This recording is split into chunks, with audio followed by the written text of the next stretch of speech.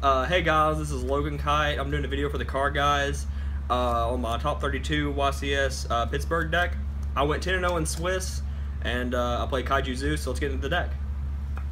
I played 3 Terratop and 1 Sakatomborg. I didn't open this, well I opened it a couple times, but not as many as like most people let on. It's probably why I did so well, to be honest. I play the Zoodiac engine, 2 Rat, 3 Whiptail, 1 Thoroughblade, and 1 Ram. I was playing 2 Thoroughblade at first, but then I cut it down to 1 because I kept drawing it, and it became like it really made like it's just a brick really, and you just want to search it out whenever you draw like Ram or like multiple Whiptails or something like that. That's all the Zoodiac monsters. We play Lunalite Black Sheep for the Fusion Substitute combo. And then we play, for hand traps, I played 3 Ghost Dash, and then 1 Maxi, and that's all the hand traps I played. Most people were maining a lot of hand traps. I've seen people maining up to 12. One guy was maining 14. Like, there's a lot of hand traps, and I felt like that was incorrect. I didn't want to brick with hand traps. I wanted a consistent deck, and I think that's why I went undefeated. It was because my deck just did the same thing every single game instead of trying to do like draw like 10 cards off Fusion Substitute or play like a million hand traps to make my opponent not be able to play or whatever. I just wanted a consistent deck to do the same thing every single thing throughout the entire event, and that's what happened. I also played 3 Kaijus. These can be any 2. I just picked these 2 because they were the smallest. And you need to play the Star Destroying Kaiju because he's 3,300 attack. And whenever they summon a Masterpiece and it's unaffected by spells, you can slumber their other monsters away, summon this, and attack over their Masterpiece. And kill it by battle. Also, you do not want to play Thunder King because he's level 9. And in the Dino matchup, they can overlay with him. And with the 3 Kaiju, or the reason I didn't play 4 was because I didn't want to draw too many Kaijus. And with the 3 Kaijus, I also play 2 Slumber. Most people ask me, well, you couldn't resolve both, but you don't want to resolve both. You want to activate it and then get the Surge. Or draw a Kaiju and still be able to resolve it. You don't care about drawing the second one. It's probably never going to happen. Or if it does, I mean, that sucks, I guess. Moving on, we have 3 Tinky. This card's fantastic, along with 3 Barrage. You want to see these in ever opening hand, obviously. They're just good Yu-Gi-Oh cards. Only 2 Instant Fusion. A lot of people were playing 3, but I cut it down. Like, I was playing 3, but I cut it down because I kept drawing in multiples, and against the Dinosaur matchup, they always remove your Norden.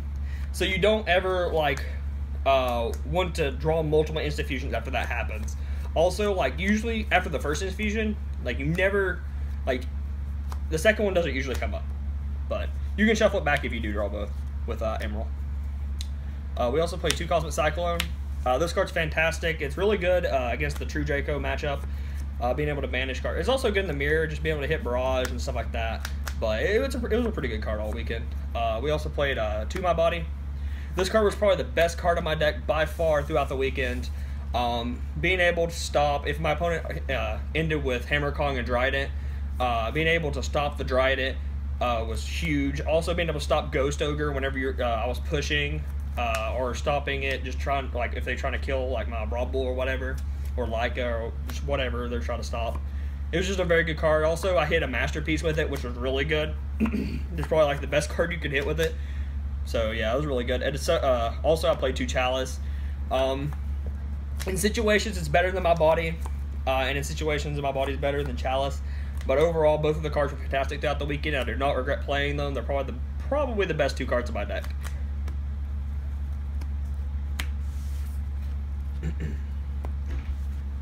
And for the last spell card, I only played 1 Fusion Substitute.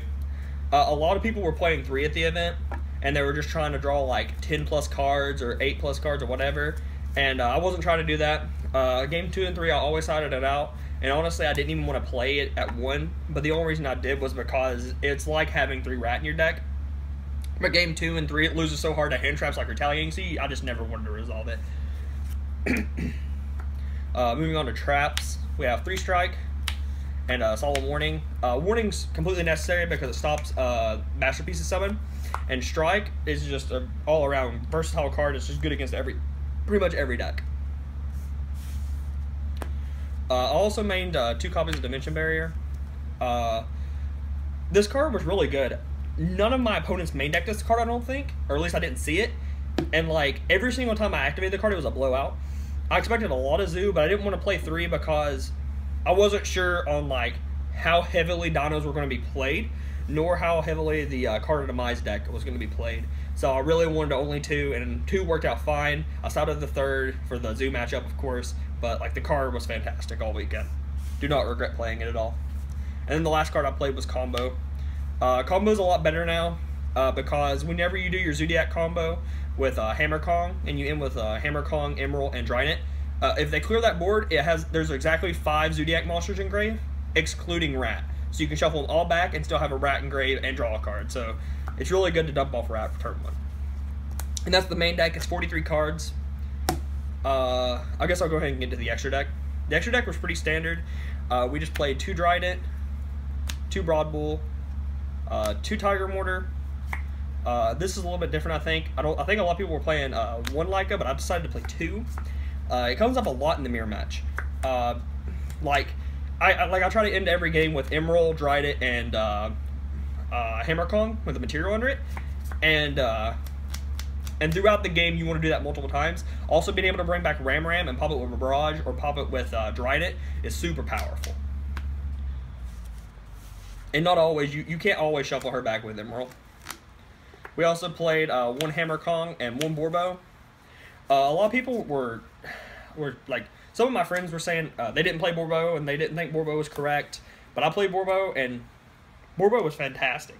Like, his effect never resolved, but just the fact that he was another Zoodiac monster with a different name that I could overlay and give another material to my Drydent, or just extend my plays with Rat, just made my ceiling just a little bit higher and just gave me a little bit of an advantage of people that weren't playing Borbo, I felt like. The other rank 4, we played 2 Emerald, of course. And then we also played Tornado Dragon as our last one. Tornado Dragon is just, like, it defines the mirror match sometimes. Be able to summon this and protect it with D-Barrier, because nothing in the mirror match can attack over it. So you just get to pop 2 free cards, and it can stop Tinky and Barrage. And it also stops Diagram. So this card's fantastic. A super underrated card. I wouldn't say it's underrated, but I feel like it's like, I feel like people should value it higher. 1 Invoker. This is the only rank 3 I played. I didn't play Totem Bird. Most of the time when you draw Terra Top, all you want to make is Invoker. I never wanted to make Totem Bird once. Never came up. So every time I drew Terra Top, I felt like I won anyway. So I don't know. And then the last extra deck card is Norden, of course. For the side deck, my side deck was kind of, I felt like it was good outside of 1 card. Or not 1 card, but 3 copies of 1 card. But other than that, it was great. 3 Flying Sea. This card is fantastic against Pure Zoo and Kaiju Zoo. I would not side it against Draco Zoo, obviously. Like, they just pop it with Diagram or they tribute it from Masterpiece. But it can cripple Pure Zoo. Even if they, like, the worst thing is they can Barrage it. But, like, that's only 3 cards in their deck. And if you hit after they Barrage, like, because they usually use Barrage as an extender, you can usually catch them off guard with it. 3 Ghost Ogre. I hate this card. But, like, this card was awful all weekend. It was only good against True Draco Zoo. The only deck it was good against because it could hit the field spell and it could stop some of their extenders. And this is the only matchup I sided it against. I'm so glad I didn't main it because I was maining it like Wednesday, but I took it out of the deck and moved it to the side. And best decision I made all weekend. Regeki and Double Darkle. In the mirror match, I side out the Kaiju engine because, 1, you don't want to draw the Kaijus and clunk up your hand, but also Slumber can get stopped by Ghost Ash. You want to make Ghost Ash as dead as possible. And these being able to hit their board and just, it's like a Timbo play almost. Like, it's not super good against the mirror match, but it's almost just like good enough. Then we have 3 Anti-Spell. This card is amazing. Oh, and the Imperial Order, of course. But these cards are amazing. Like, you just saw these in almost every time going first in almost every matchup. And you just steal games with them, and it's just great. I never actually sided them in. I sided them in twice. and they won me both like games every time I sided them in, because most of my opponents I actually 2-0'd. I only lost 3 games in Swiss, and only lost 5 games total the entire weekend. So I felt like this deck was really good. And then we play the third D barrier, and my last side deck card is Abyss Dweller. And that's the whole deck. The only loss I had through the entire event, I lost to Aaron Furman, which he actually won the event. Congratulations. But yeah, I felt like the deck was great. If you want to try this deck, feel free. And shout outs to Goo Gaming, shout outs to Daniel Cornwell for bringing me to the event and buying Ghost Ashes and allowing me to use them. Shout outs to Kyle and the Card Guys, of course. And then shout outs to Chris Deskins in particular for helping me build the deck and theory crafting with me, and really helping me come to the conclusion of this deck. And that's it.